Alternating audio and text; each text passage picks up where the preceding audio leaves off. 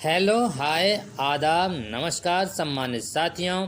Welcome to YouTube channel TET point Mohammad Yusuf Ali के संग। जैसा कि सर्वविदित है, कोविड-19 की सेकंड लहर जारी है और लेकिन उसके लिए गाइडलाइंस जारी की है सरकार ने। उसका हमें अनुपालन करना होगा। उसमें गाइडलाइंस जारी की है और बताया है किस प्रकार से हमें क्लिनिकल फीचर यदि होते हैं किस प्रकार से उपचार करना चाहिए, लक्षण विहीन हैं तो उसके किस प्रकार से उपचार करने चाहिए, और मध्यम अथवा गंभीर लक्षण हैं तो किस प्रकार से उपचार करने चाहिए, और उपचार के साथ साथ कौन सी दवा देनी है, किस प्रकार से दवा देनी है, कब बच्चे को होम आइसोलेशन करना है।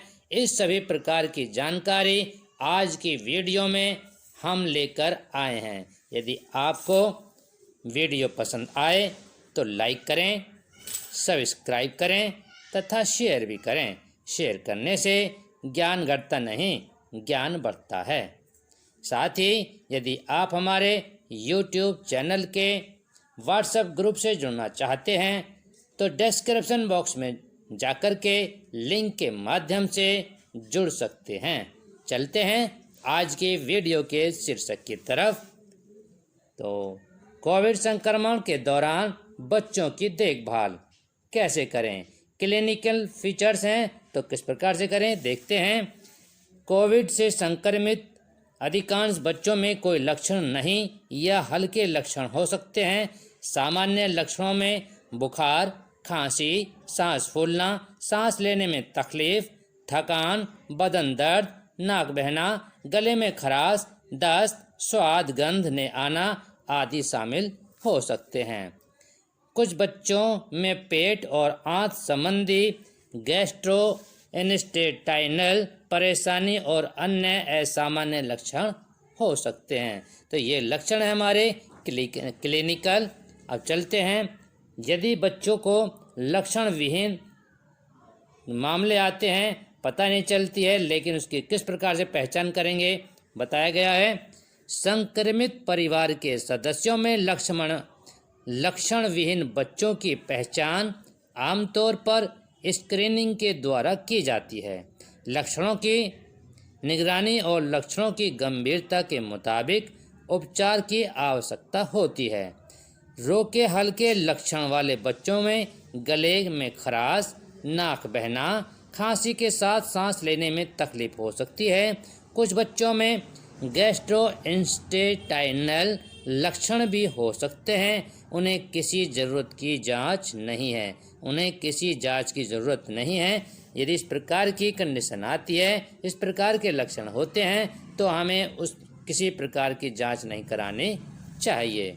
अब बात आती है कोविड संक्रमण के दौरान बच्चों की देखभाल, हल्के लक्षण वाले उपचार, होम आइसोलेशन। तो इसमें क्या करते हैं ये देखिए।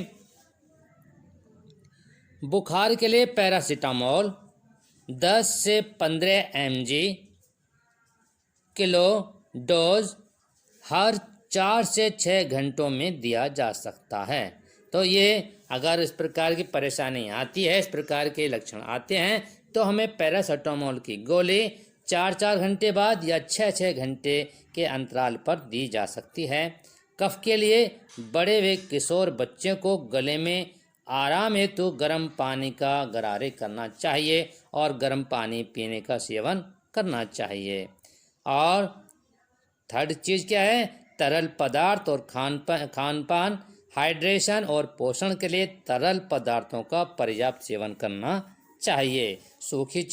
सूखी सब्जी, इन चीज़ों से बचना चाहिए। जहाँ तक हो सके हमें तरल चीज़ों का इस्तेमाल करना चाहिए। और इसमें कोई भी एंटीबायोटिक, कोई भी गोली, कैप्सूल मेडिसिन की लेने की आवश्यकता नहीं है। अब बात करते हैं कोविड संक्रमण के दौरान बच्चों की देखभाल, हल्के लक्षण वाले उपचार, होम आइसोलेशन। यदि इस प्रकार की परिस्थिति होती है तो हम क्या करेंगे, तो देखते हैं क्या करेंगे। टोसिलिजुमेब, इंटरफेरॉन BIA, प्लाज्मा या डेक्सामेथासोन समेत हाइड्रोक्साक्लोरोक्विन, फेविपिरविर, ओवर्मैक्टिव, लोपिनविर, रिटोनविर, रेमडेसिविर, योमिफेनोविर, इम्यूनोमॉड्यूलेटर्स की कोई ज़रूरत नहीं है। तो ये हमें इस प्रकार की एक गोली नहीं देनी है।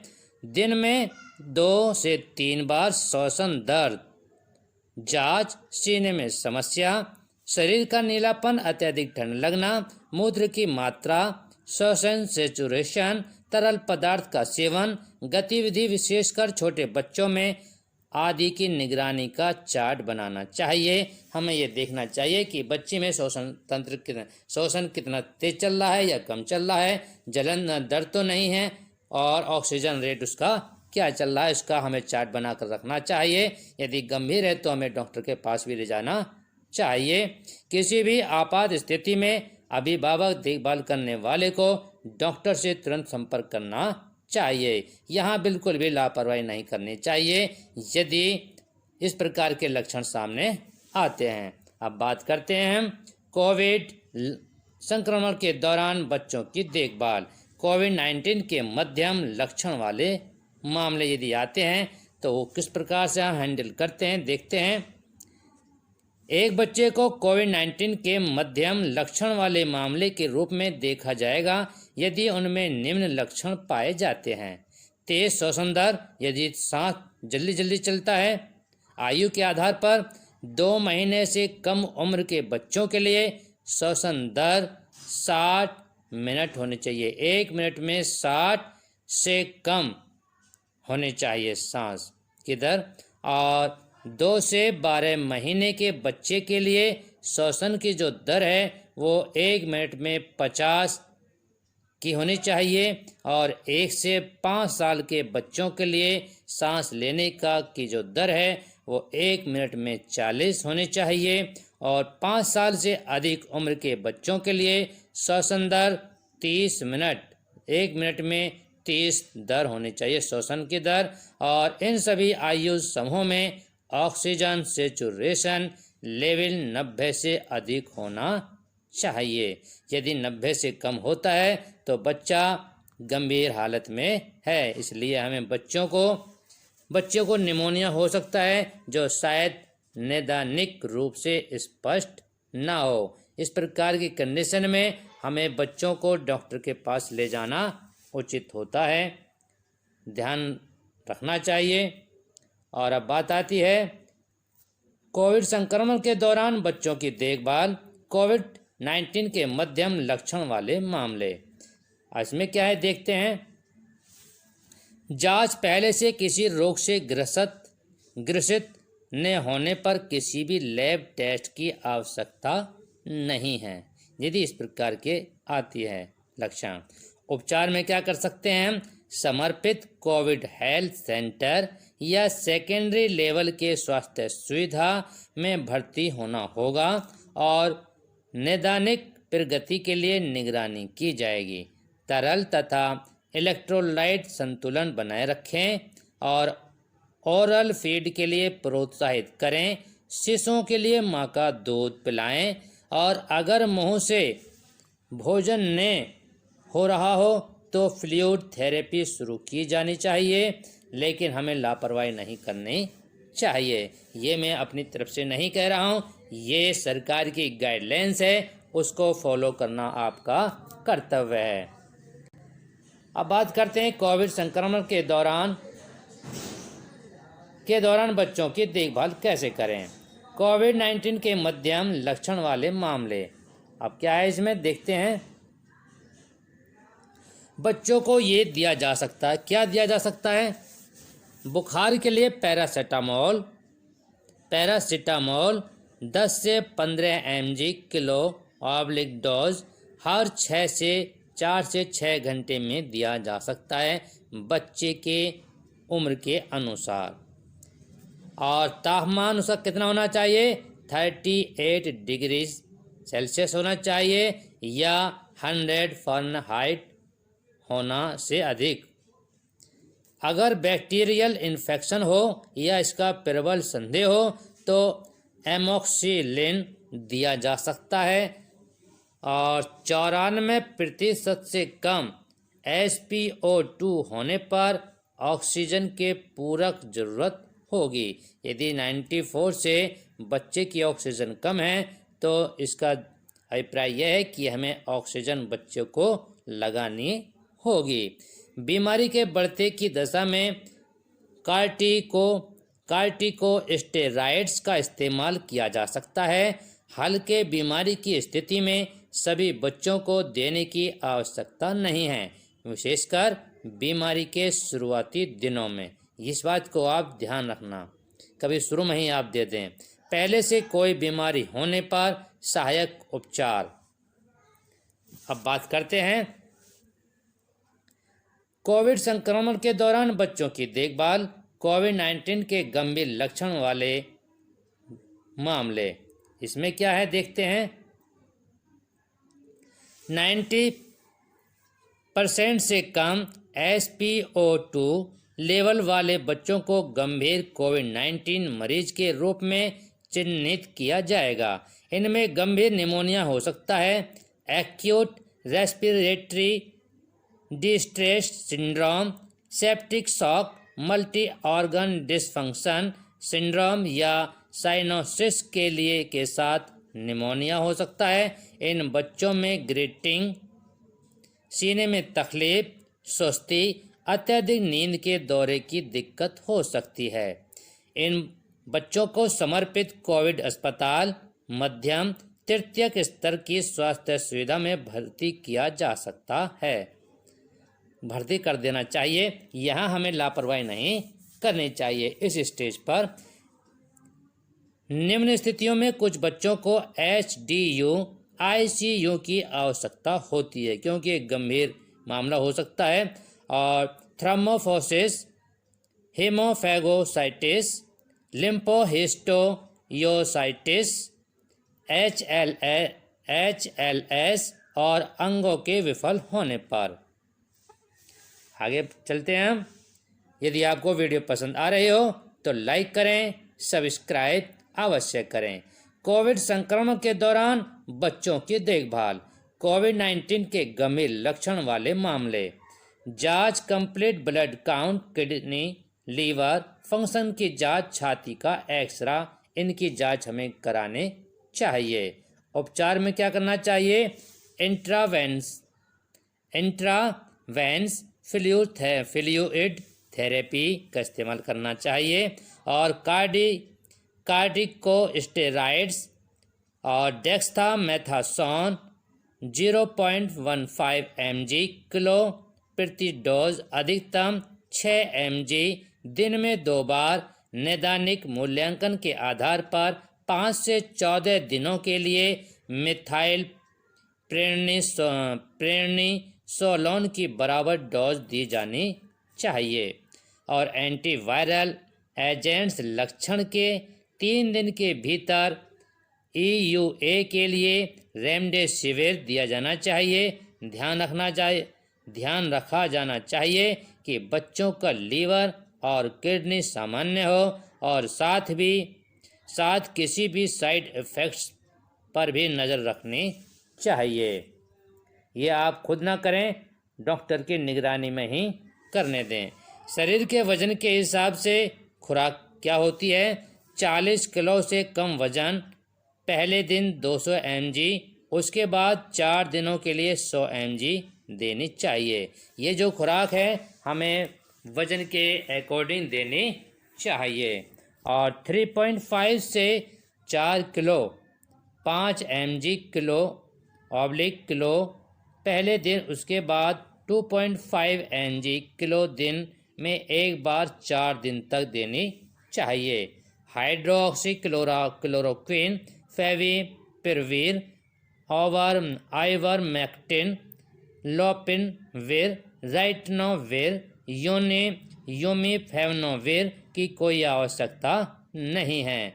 ये आपात की स्थिति में होती है। आगे चलते हैं। यदि आपको वीडियो पसंद आ रही हो तो लाइक करें, सब्सक्राइब अवश्य करें। कोविड संक्रमण के दौरान बच्चों की देखभाल, कोविड-19 के गंभीर लक्षण वाले मामले। इसमें क्या करते हैं देखते हैं। अंग विफल होने की स्थिति, बच्चों को ऑर्गन सपोर्ट की आवश्यकता हो सकती है, जैसे renal replacement therapy. Acute respiratory distress syndrome ARDS की स्थिति में देखभाल व उपचार। हल्के RDS की स्थिति में नाक से high flow oxygen non invasive ventilation दिया जा सकता है। गंभीर RDS मैकेनिकल वेंटिलेशन कम डाइडल वॉल्यूम के साथ दिया जा सकता है। यदि बच्चे में उपचार से सुधार नहीं होता है तो अगर उपलब्ध हो तो high frequency oscillatory ventilation, extracorporeal membrane oxygenation पर विचार किया जा सकता है। हाइड्रोपेक्सिमिक बच्चों में अवेक प्रॉन पोजीशन पर विचार किया जा सकता है अगर वह उसे सहन कर सकता हो।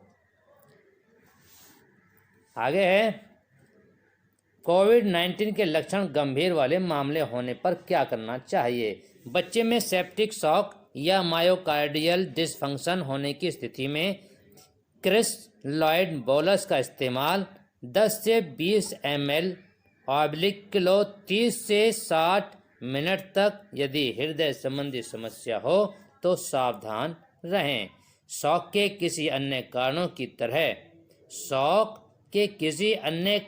की तरह समय पर एंट्रोप सपोर्ट के साथ फ्लूइड ओवरलोड की निगरानी जरूरी है। यदि आपको वीडियो पसंद आ रही हो तो लाइक करें, सब्सक्राइब अवश्य करें।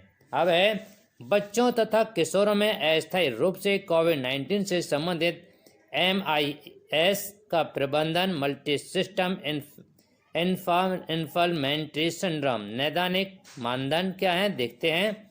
बच्चे तथा किशोर 0 से 9 वर्ष के 3 दिन या 3 दिन से कम बुखार और दोनों की स्थिति में, रेस या बाइलेटरल नॉन फ्यूलेंट कंजक्टिव्स या म्यूकोकंटेनियम इन्फ्लेमेटरी लक्षण, हाइपोटेंशन या शॉक, मायोकार्डियल समस्या, पेरिकार्डिटिस, वोल्यूलिटिस या कोरोनरी समस्याएं, ECHO या एलिवेटेड ट्रोपोनिन, एंटीप्रोबीएमपी कोगुलोपैथी के कारण PTT, elevated D dimers, acute gastrointestinal समस्याएं, डायरिया, उल्टी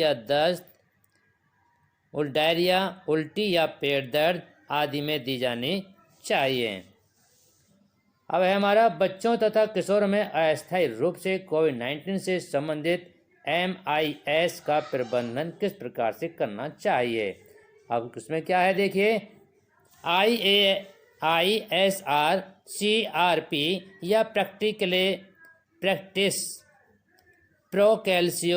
प्रोकैल्सिटोनिन जैसे इन्फ्लामेशन के बढ़े हुए मार्कर, बैक्टीरियल सेपिस, स्टेफिलोकोकल या स्पेक्ट्रोकोकल शॉक या सिंड्रोम सहित इन्फ्लेमेशन का कोई अन्य स्पष्ट माइक्रोबियल कारण नहीं हो। कोविड-19 के प्रमाण RT-PCR एंटीजन टेस्ट या सीरोलॉजी पॉजिटिव या कोविड-19 रोगियों के साथ संभावित संपर्क, जांच ऊपर दिए गए मानदंड और जांच से सामान्य निदान तय किया जाएगा। जब आप इन चीज़ों का जांच कर लेंगे तभी सही तरीके से निदान किया जाएगा, उपचार किया जा सकता है। यदि आपको वीडियो पसंद आ रही हो तो लाइक करें, सब्सक्राइब अवश्य करें। अब है हमारा बच्चों तथा किशोरों में अस्थायी रूप से कोविड-19 से संबंधित MIS का प्रबंधन। उपचार, क्या उपचार है देखते हैं। इन दवाओं का इस्तेमाल किया जाएगा अगर बच्चे में हृदय रोग, शॉक या कोरोनरी इन्वॉल्वमेंट या मल्टी ऑर्गन समस्या है। स्टेरॉइड्स या मिथाइल प्रेडनिसोलोन 1 से 2 mg/किलो प्रतिदिन इंटरवेनियस इम्यूनोग्लोबुलिन या 2 ग्राम/किलो 24 से 48 घंटे के लिए एंटी माइक्रोबाइल्स।